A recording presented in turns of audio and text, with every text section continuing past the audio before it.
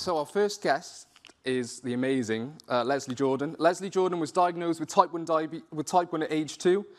She lives in Essex with her husband Martin and their cat Suki. Lesley found using an insulin pump made such a big difference to her type 1 management that she became an advocate for access to technology and now works for JDRF in that capacity. She uses a hybrid closed loop system. Ladies and gentlemen, Lesley Jordan.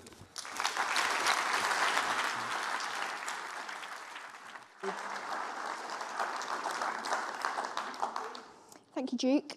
Hi, everyone. So I've titled my talk Glass Half Full, and you'll see why as I go through. So I was diagnosed at the age of 2 in 1968. I have a similarity with Ed Gamble, there is one, in that my diagnosis wasn't traumatic either. Apparently, I had been a little bit under the weather for some time, an unknown length of time, but not poorly enough to take me to the doctor.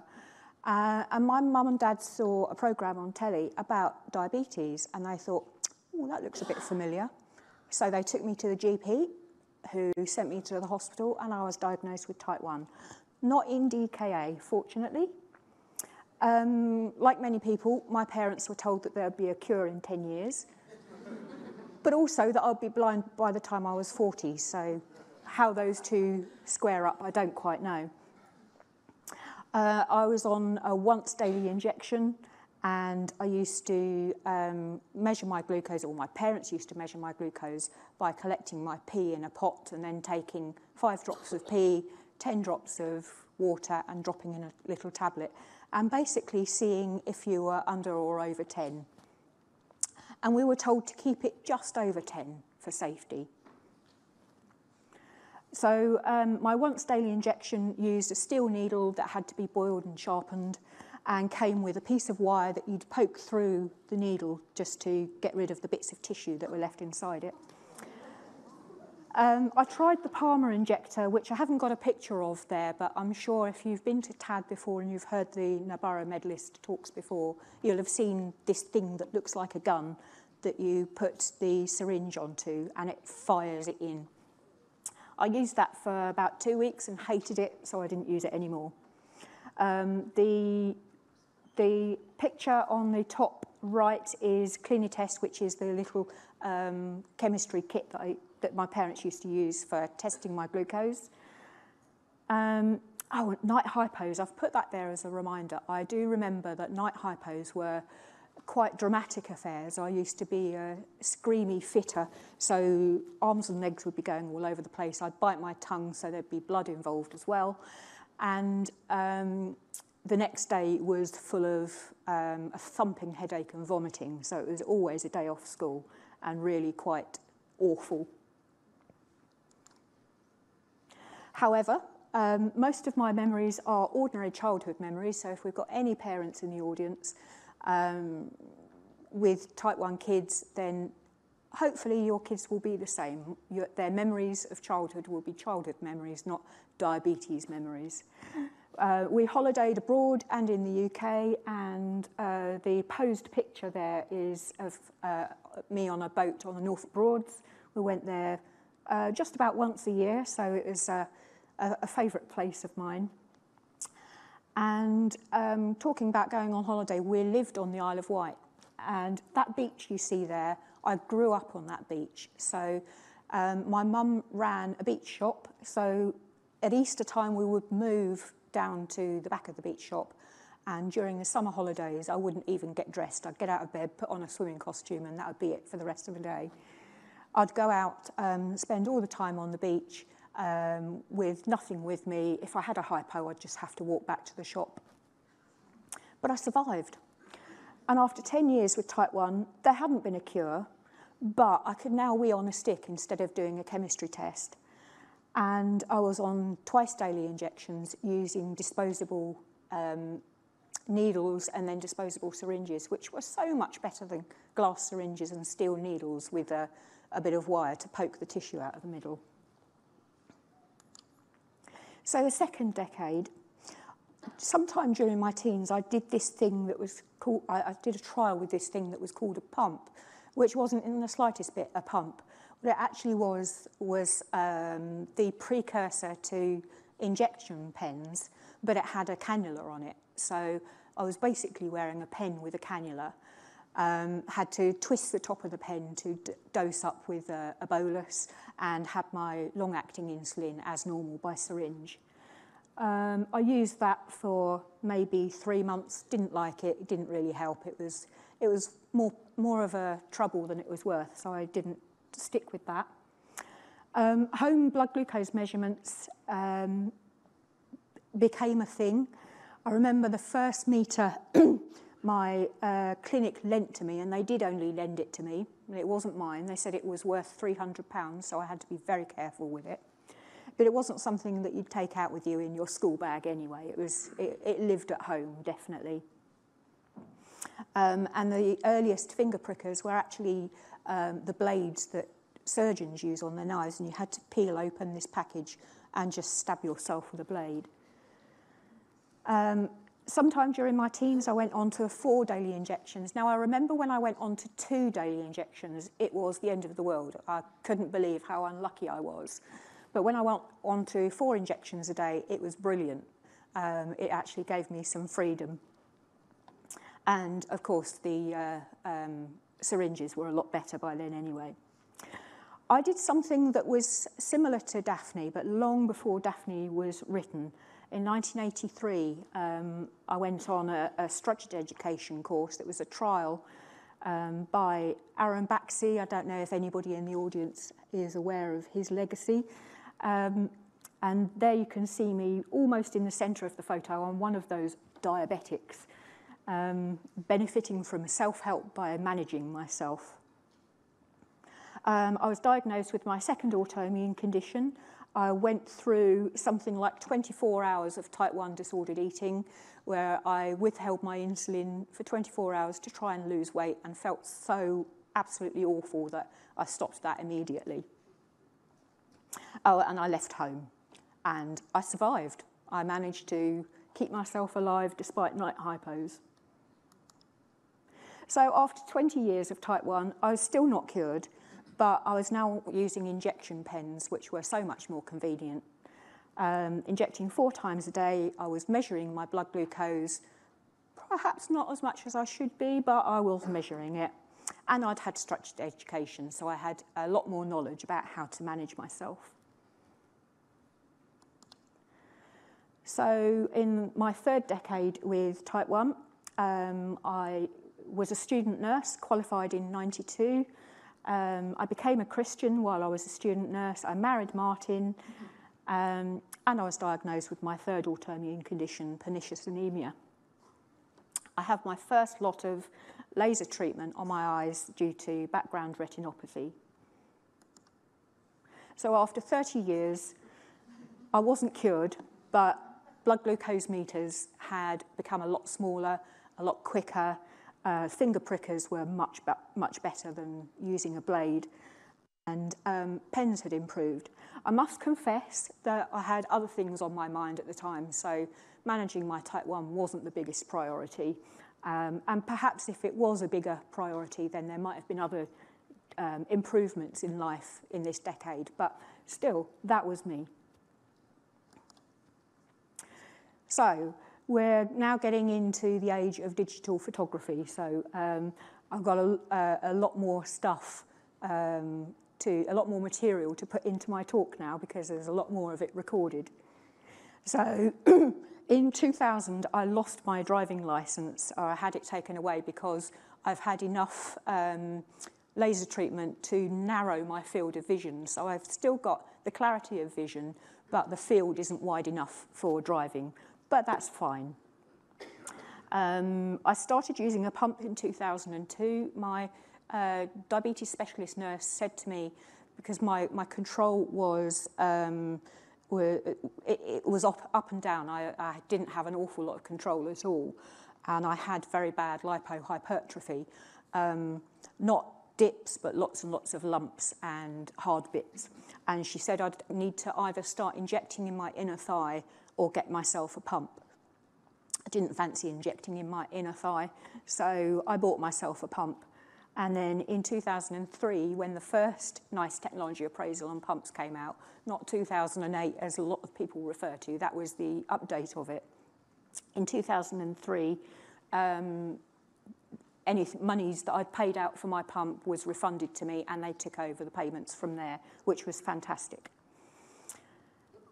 In 2004, I got a diaport. So after about 18 months on a pump, I found that my control started to deteriorate again. And it wasn't just the, you know, when you get anything new, you pay close attention for a little while and you're going to get great improvement for a little while, and then it eases off as you get familiar with something.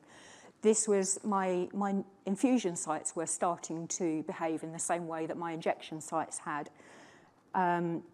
But my local district general hospital didn't know anything about any ideas about, you know, how better I could do with my pump. So I did a bit of my own research, found about this thing called a diaport, which was an implanted infusion set, which meant that you infused directly into your intraperitoneal cavity, which meant that the blood supply that goes straight to the liver takes up the insulin, so it bypasses the skin altogether and acts a lot more quickly. So I made some phone calls, got a referral, and got my first diaport implanted in Bournemouth in 2004. In 2005, I started volunteering for Input, an independent organisation which was about access to insulin pumps, founded by John Davis, who had benefited from a pump so much in his life that he wanted to help other people get hold of one for themselves. And I had benefited so much from my pump as well that I was on an email support group, IP UK, if there are any old IP UK graduates here. And I saw a lot of people there struggling to access a pump, even though the NICE technology appraisal had meant that if you meet the criteria and your consultant agrees with it, then the funding for a pump has to be provided by law. So I wanted to help people, so I started volunteering in 2005, and there is an awful picture of me in my local paper where I'd organised a talk and an exhibition. I've had 2 carpal tunnel decompressions in that time, and I was diagnosed with my 4th autoimmune condition, hypothyroid. Now, so there's, after 40 years with type 1, I still wasn't cured, but I had my pump, I had my diaport, most of all, I was engaged in my self-care. There was something about being part of the diabetes online community gave me a new interest in actually keeping an eye on this thing and being interested in it rather than it being a burden that I had to carry with me. And the pictures there, that wasn't my first pump, but I took that photo for the literature for Input to show people the size of an average pump. And that's my belly there, I'm really sorry about that, with the infusion set for the diaport. So in my next decade, between the ages of 42 and 51, in 2011, I took on the leadership of Input. The founder was retiring, so I took on that. And then in 2013, I registered us as a charity. I did my first skydive, get that, my first skydive, in 2014 to raise funds, and I enjoyed it so much I did it again just for the fun of it to celebrate my 50th birthday. I've tried Flash. I self-funded Flash when it first came out. I'm an early adopter, so it looked exciting, and I tried it, and I found it brilliant. I also self-funded Dexcom, and also did a trial with Eversense, which is the implanted sensor that stays in place for 6 months or so. I used HAP, which, if anybody remembers Tim Omer, That was his Hackabetes artificial pancreas project. And it was an app on my phone that took my CGM results and made recommendations every quarter of an hour of how to change my temporary basal rate. It was fantastic. I got great control, but having to interact with my pump every quarter of an hour was just too much. So I thought, as soon as this program can actually control my pump, then I'll be interested in it again. Now, I think the next slide, if you're squeamish, shut your eyes. So with my diaport, I had to have a number of operations because I kept making adhesions and getting very inflamed internally. So I had a number of laparoscopies. I had 3 diaport implantations when they gave up on the laparoscopies. And that is the last laparoscopy I had. And you can see all that red stuff there is inflamed tissue that shouldn't be red, it should be pale pink. But despite all these laparoscopies, it really was worth having the diaport because when it was working well, it was absolutely brilliant. And I just wish, I'll move on from that now. Okay, you can open your eyes again. I just wish I'd been able to use hybrid closed loop with a diaport because I think it would have been fantastic with the reliable and fast absorption of insulin. So after 50 years with type 1, I wasn't cured, but I could still see. I hadn't gone blind. I was using CGM. I was part of the DIY community as well as the diabetes online community. And because of the work I was doing, I was attending conferences, healthcare professional events, and JDRF discovery days, which in turn gave me an even deeper interest in type 1.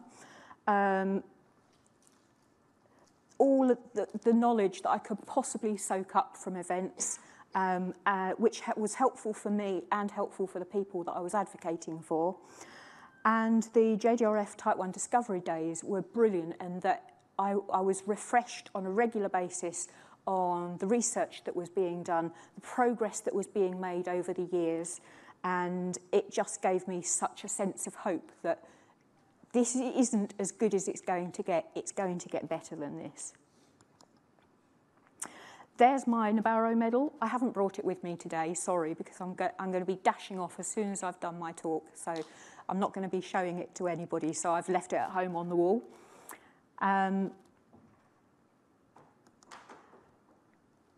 So during, after the age of 50, it's not quite a decade yet, so I've left it and beyond there. So in 2018, Input merged with JDRF, so I now do exactly the same stuff, but we're advocating not just for access to pumps anymore, but for access to all diabetes technology. I had my last diaport removed in 2019, and I'm still missing it. And interestingly, you remember the reason that I went onto a pump was because my DSN said I'd either need to start injecting in my inner thigh or get a pump, so I got a pump. I'm now infusing in my inner thigh because that's the only site I have left that absorbs insulin. But I think infusing into your inner thigh is so much better than injecting. This doesn't affect me personally, but of course the flash funding recommendations happened in 2019. Thank you, Partha and community, and that has made my work a lot easier.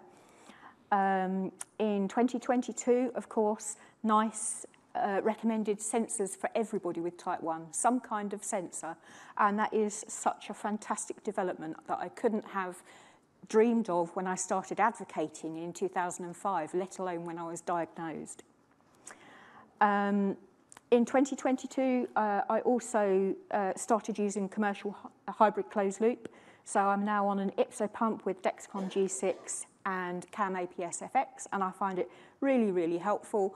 With my gastroparesis and dodgy absorption of insulin, it does have to work really hard, but I can usually manage to spend at least 70% time in range, so I'm very happy. And I was diagnosed with my 5th autoimmune condition, which is a connective tissue disease. So I still haven't been cured after 54 years of living with type 1. But I have so much hope for the future. Things are so much better now for managing my condition day by day than they were when I was diagnosed. I'm looking forward to getting my Lawrence Medal after 60 years with type 1. We now have disease-modifying drugs. So teplizumab has been approved in the US, so I've no doubt that it will be approved in the UK soon, and that has been shown to put off the diagnosis of type 1. If it's administered at the right time, it can put off the diagnosis of type 1 for 2 to 3 years. And that's just to start with. Maybe at the end of my next decade with type 1, maybe it will put off the diagnosis of type 1 for 5 years. And the difference between being diagnosed at 2 versus being diagnosed at 7. Well, parents, you tell me. I'm excited by encapsulation, that now that they can grow islets in a lab, they're looking at sticking them into a device which can protect those cells from the autoimmune destruction. And it's now just starting in clinical trials. So that's really exciting. And maybe a fully closed loop will be available soon. I would hope that that's with smaller sensors and with better artificial intelligence so that even more of the decisions that we have to make are taken away. And my passing shot, if you only remember one thing about what I've said, is that I doubt there will be a cure by 2027, the end of my next decade. But I'm confident that treatments then will be a lot better than they are even now, let alone when I was diagnosed. Thank you.